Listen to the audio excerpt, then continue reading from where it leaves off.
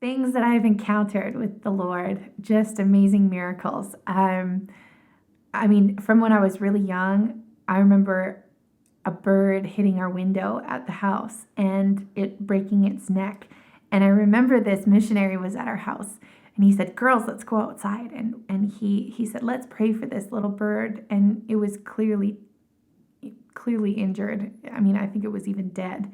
And I was really little. I must have been 3 or maybe 4 years old. And my sisters and I, we all with this missionary put our hands on the little bird and we just prayed for the bird and we just asked the Lord to heal it and for it to come back to life. And when we moved our hands, the bird flew away. And I remember that at that moment, I was like, wow, Jesus is real. He is who he says he is, and then throughout my life, just things that I can remember. I remember getting my first horse. Her name was Penny, and it was Easter morning, and I was told never to get on my horse when my parents were not around or unless I had permission. Well, I disobeyed them, and I was in my pajamas, and I just really wanted to be on my horse's back. I loved horses, and so I kind of looked around and I went down. I said, "I'm going to go feed my horse." And I got down there and she was just eating and she looked so peaceful. So I thought, I'm just going to jump on her back in my pajamas. Like, what could it really hurt, And I'll be brave. I'll just do this brave thing, get on this horse that's not rideable. So I jumped on her back. Well, she, in like a split second, she spun about 3 times around. And this was in the springtime. And so there was a lot of mud on the ground. And I was in my rubber boots and she threw me in the air. And I remember it was like the weirdest thing. I was flying through the air, and there was these big poles that were holding up the shed for where my horse was. And I was flying through the air and I literally was flying into this pole. And I woke up and I was standing in the mud, just square. Nothing had happened. It was like an angel or something lifted me down and just it was like stop me from flying that direction. And I was just standing there. And I was like, my mouth was dropped open and I was like, what just happened? And I remember running up the driveway and going, Dad, you'll never believe this. Like, I swear an angel just must have set me down. I disobeyed you. I got on my horse and I'm sorry I got on my horse. I wasn't listening, but this just happened. Isn't that amazing? And they're all like, yeah, whatever, And, I was always talking as a child. And so they were just probably just like, whatever. But anyways, I knew at that point, like God was doing something. Like he saved me. I should have smacked my head on one of those posts and I could have been very injured, if not, like paralyzed or something. Which brings me to another point. I was, again, out riding my horse without a saddle. This is another horse. I just got this new barrel horse. I was so excited. We just got her at the barn and I was out in the field and I had jumped on her back and I was just sort of getting a feel for her and I had a bridle on her, but I didn't have a saddle. And I was out in the field and I wanted to like just let her be free to just sort of go and move the way she wanted to. But she turned in the field and she ran as fast as she could back to the barn. And she was a barrel horse, so she's very fast, very powerful. And she turned and she jumped over probably, I would say at least 5 or 6 feet trench in it where the river would come through and it was dry at that point. And she jumped over this trench. And at this point, I was like just trying to hang on. I was not expecting her to take off. And when she landed on the side of the trench, she planted her feet and I went flying over the top of her. And I landed on the back of my neck and just wham, hit the ground so hard. And I remember laying there and looking up at the sky and I couldn't feel my arms. I couldn't feel my legs. And I was like, Lord, if you can do anything for me right now, please don't make me paralyzed. I was 15 at the time. And I remember I started to wiggle my toes and I could feel my toes. And then I started to be able to wiggle my hands. And I mean, I was really injured, but I was able to get up and to limp over to the house and call my mom. And I mean, I had some issues after that with my back and with my body, but at that point, he answered my prayers. He did not make me paralyzed, which again, later in life, it seems to be all these horror stories, not horror stories, but injuries. And I was that was when I was 17 years old, so it was a couple years later. I had moved from my small island on Banff to Salt Spring to Banff National Park, and I was on a ranch. And this ranch I was working for, it was like, you got to be tough and you don't fall off your horse, and if you fall off your horse, then you owe a flat of beer, and if you lose your hat, then you owe another flat of beer. And it was just it was an experience for sure. And I was really going through some hard times. I was being really bullied by some people there. And anyways, I'd come into work and I had asked if I could ride. We had to go in and choose a horse for what we were going to take these customers on trail rides with. So I went into this pen and I saw this little horse and I thought, oh, isn't he cute? He's so cute. And anyways, I pulled him out and I started to brush him down and clean him up and everything. And nobody had said anything to me. People had seen the horse that I had chosen and nobody said anything to me about this horse. And it was just an hour ride, and I thought, okay, I can handle this, I didn't know much about training horses at that point. I was just sort of trying to be tough because that's just what you did on the ranch. So we got onto this trail and I was really quite nervous riding this horse. I thought, man, this horse is really unsure of himself. He's really young. He doesn't have any training and could barely handle being out here. And it was the last, like 3/4 part of the ride. So we had another 15 minutes to go to get back to the barn after the ride. And he was following really well. He was a little spooky, but it was okay. And I finally just decided to trust the horse that I was on. And I just relaxed into him. And I don't know what had happened, if there was somebody had told me later after the accident had happened that there was some big white dogs running on that trail. And maybe he caught a glimpse of one and thought it was a predator or what, but this horse exploded, like literally exploded on me and just started bucking and bucking and bucking and bucking. And it had taken me through this logged area where they had chopped these really big trees down, but they fell the trees, but they didn't pull the trees out. So there's, big spiky branches coming off of these logs, and he's bucking and bucking and bucking, and I was just trying to hold on to the side of him, but he's jumping over these logs and bucking at the same time. And meanwhile, the ride is watching this whole thing occur, and I'm just trying to get myself to a point where I could find a soft place to land, and I couldn't. I ended up falling off, and I landed across a log on my lower part of my back, like it was about this big around, and I just, thank God, I missed one of the big spikes because it would have gone right through me. And I laid there on the log, and they were like, don't move, we think you've broken your back, we're gonna get you some help. And I'm like, it's fine, just get the ride out of here. And long story short, I definitely had hurt myself, but at that point the hospital was so used to us coming in with injuries, and I think they must have thought we were asking for pain medication or something. So they didn't even x-ray my back. And my foreman, one of the male foremans on the ranch, actually caught me one day looking at my back in the mirror of one of the staff rooms. And he saw it was just black and blue. And he's like, Trini, you got to go home. You're hurt. And I was like, I'm fine. And he's like, no, go home. So I took a couple days to rest, and I went back to work. And I remember trying to lift things after that. I couldn't lift the bales that were 120 pounds. And usually I could lift them with almost one hand.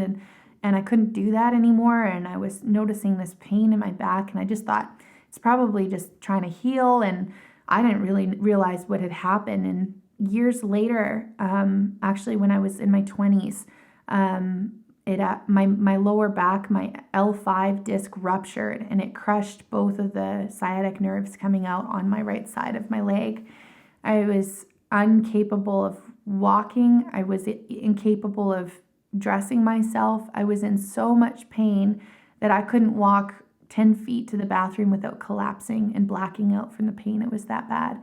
And I went in and they did an x-ray on my back, and they found out that in fact I had not only ruptured my disc, but I had broken my back when I had that injury when I was 17. So this whole time I'd been dealing with pain and weakness in my back from having, things like that happen. And long story short, I had gone through every kind of medication you could think of, every kind of manipulation you could think of to try to heal it. Chiropractors wouldn't even touch me because I was in such a bad state. And then I just remember being completely useless. Well, the pain kept getting worse and worse. And at that point, a lot of people say like, well, why didn't you want, pray for healing or anything? And at that point in my life, like I had said before, when I had gone through that love of the Father, there were still things that the Lord had to bring me through. I felt very undeserving of a lot of things. I would be even like not want to accept help from people. I'd not want to accept prayer from people because I felt so undeserving of the things that I had done in my life, the sins that I had committed, the rebellion that I had towards God and the disobedience of walking away from Him. I held that unforgiveness against myself. And it was really an incredible story because I had the surgery happen. My mom would try to pray for healing, and I was just like, I didn't want to have any of it. It would just irritate me. And anyways, and so I had the surgery and I got everything back together. I ended up going and doing a fashion week in Calgary. I was headlining a fashion show there for my fashion design company. And I had worked so hard, so long to try to get all this stuff organized for the show that I had ended up re-rupturing my back after the surgery. So now not only was I feeling undeserving of the healing, I had pretty much exacerbated the help that I could have had from the surgery. And now I am completely incapacitated, worse off than I was before the surgery. And my family had to step in and to pretty much dress me, clothe me, clean me, feed me. I couldn't sit. I couldn't sit in a car. I'd have to lie down if I traveled anywhere. And even if I did, I was highly medicated on every kind of medication you could think of. And when that didn't work and I would be screaming in pain, they would put me in the vehicle, take me to Emerge, and they would hook me up to a tank of Entonox. And I would just suck the tank dry. They would, in the meantime, be injecting my back with Novocaine to try to get the nerves to release or to stop hurting. And I mean, I can't express how awful that was. I really can't. And looking back now, I don't look at God and go, why did that happen? Why did I have to break my back? Why did I have to have this ruptured disc? Why did why, Lord, did you allow all this pain to happen to me? I look back now and I see Him taking me through a season. Now, even though God doesn't cause bad things to happen to people, I just really feel like that's important to say. He doesn't cause things. It says that He will take every bad thing, and turn it for good for those who love Him. That's what His word says. He will take ashes and turn them into beauty. And it was a process in my life that I was going through, but I have, even to this day, I remember the times that I spent laying there on my bed. I couldn't do anything. I was literally so dependent on God for completely everything. My family had to even turn me in my bed so that I wouldn't get sores, and I remember the presence of God would just come in. I started to watch tapes from Heidi Baker, and she would just be on the stage worshiping, just at a conference or something, just worshiping. And I was like, wow, that woman understands what it's like to bring down heaven, to bring the presence of God into the atmosphere. And so I started to just copy her. I'm like, well, if she's going to do that, then I'm going to do that. And God's no respecter of persons. I knew that very clearly. So if He could do that for her, then He could do that for me. So I started to copy her. I would just start to sing in tongues and worship, and then the presence of the Lord started to come into my room. It was so heavy. I would just be in tears, and He would be speaking to me about what's to come and all these things. And I would just have these encounters with the Father that were so amazing. And still in those points, in those times, I still wasn't healed yet. I was experiencing these things, but in that incapacitated moment, in that time where there was nothing that I could do, He came in and was starting to teach me even more about who He was and what His presence could do, what His presence could change. And so it wasn't until the miracle happened. It wasn't until my mom and dad were supposed to go to Catch the Fire conference in Toronto City Airport Church.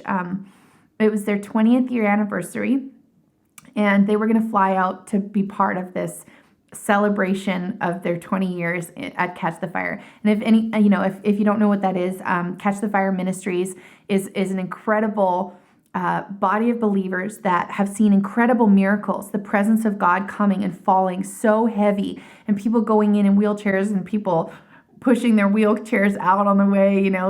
They have seen deaf ears open, blind eyes open, just incredible, incurable diseases be healed. So there's just this heavy anointing of the presence of God and the healing of God at Catch the Fire Ministry. So they were actually supposed to go and fly out.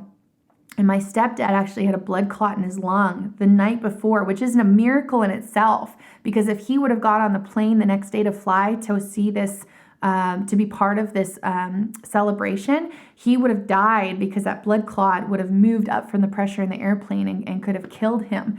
And so God spared his life, which was a miracle. And then he's sitting there in this chair, and my mom's sitting there, and I'm laying on the ground because I can't even sit. So I'm laying on the ground. I have my legs up on this bouncy ball, ice pack on my back. I'm working on a dress for a friend's birthday present, just designing this, image for her for her birthday, not really paying attention to the TV. And we're watching this live stream.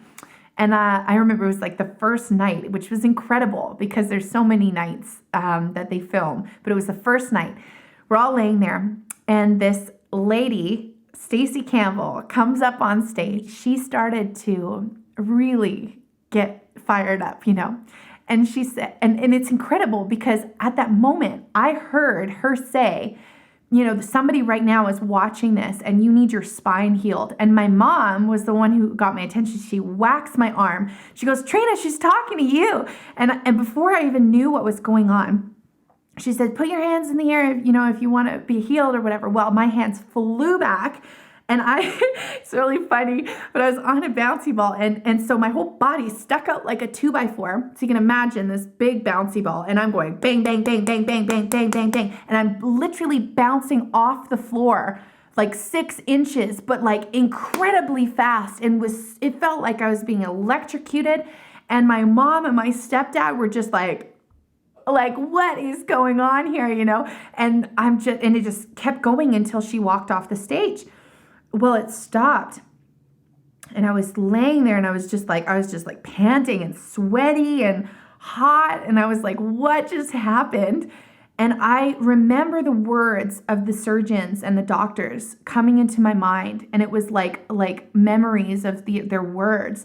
It was like, Trina, your disc is degenerative. We've had to cut away the disc. We've had to cut away the bone. We've had to move the nerves.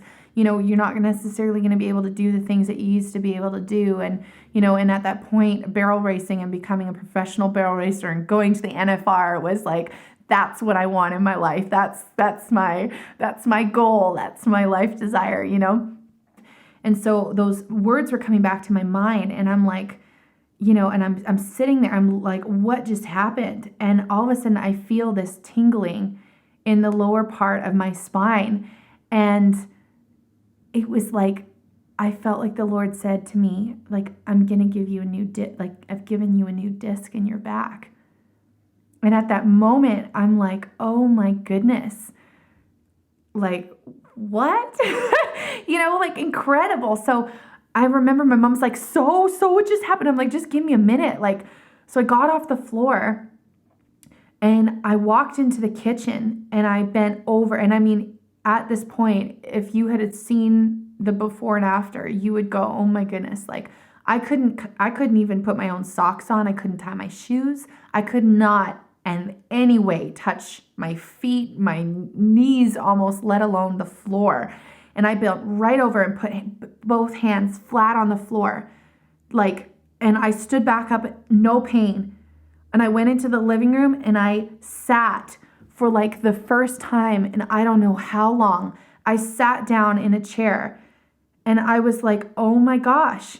And I put my leg up on my lap and I was like, I can move. I'm like, oh my, and I sat there for 3.5 hours watching that program and there was no pain.